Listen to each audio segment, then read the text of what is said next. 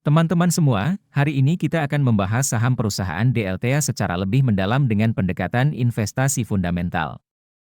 Pertumbuhan pendapatan DLTA selama 1 tahun terakhir mengalami penurunan sebesar minus 9,1% dari 776 miliar menjadi 711 miliar.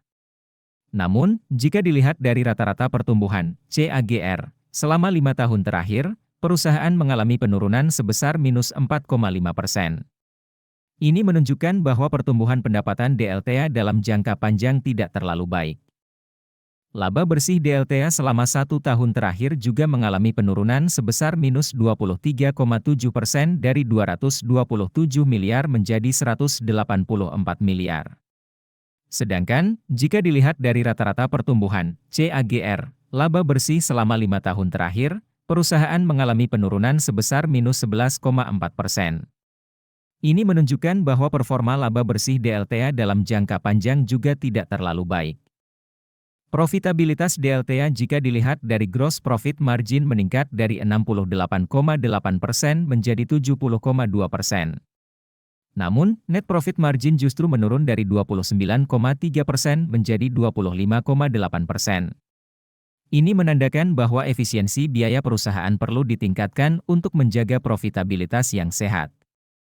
Return on Asset (ROA) DLTA menurun dari 16,6% menjadi 14,7%. Sementara Return on Equity (ROE) juga menurun dari 21,5% menjadi 18,8%.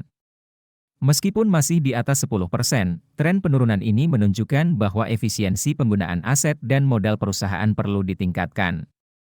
Kesehatan keuangan DLTA terlihat sangat baik dengan Debt to Equity Ratio (DER) yang tetap 0,0 kali. Ini menandakan bahwa perusahaan memiliki struktur modal yang kuat dan tidak bergantung pada utang. Berdasarkan penilaian Warren Buffett, DLTA mendapatkan skor 4 dari 6. Ini menunjukkan bahwa perusahaan termasuk dalam kategori cukup baik secara fundamental.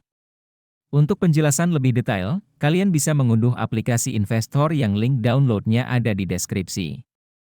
Jangan lupa untuk meninggalkan komentar saham mana yang ingin kalian analisis selanjutnya. Nah, sekarang kita akan membahas tahap yang paling dinantikan, yaitu valuasi saham DLTA. Valuasi adalah proses menentukan nilai intrinsik suatu saham. Margin of safety adalah selisih antara nilai intrinsik saham dengan harga pasar saat ini. Ini penting untuk mengetahui apakah suatu saham dinilai wajar atau tidak. Berdasarkan valuasi PB/BEN, nilai wajar, fair value, DLTA adalah Rp21.929.666. Saat ini, harga saham DLTA berada pada level Rp2.960, sehingga memiliki margin of safety sebesar 100,0%. Ini berarti saham DLTA dinilai sangat murah dibandingkan nilai intrinsiknya. Berdasarkan valuasi PE/BEN, nilai wajar, fair value, DLTA adalah Rp3.733. Saat ini, harga saham DLTA berada pada level Rp2.960, sehingga memiliki margin of safety sebesar 20,7%.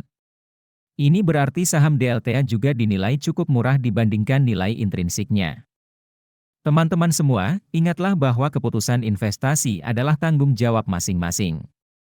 Lakukan analisis dan penelitian yang mendalam sebelum memutuskan untuk berinvestasi. Selamat berinvestasi!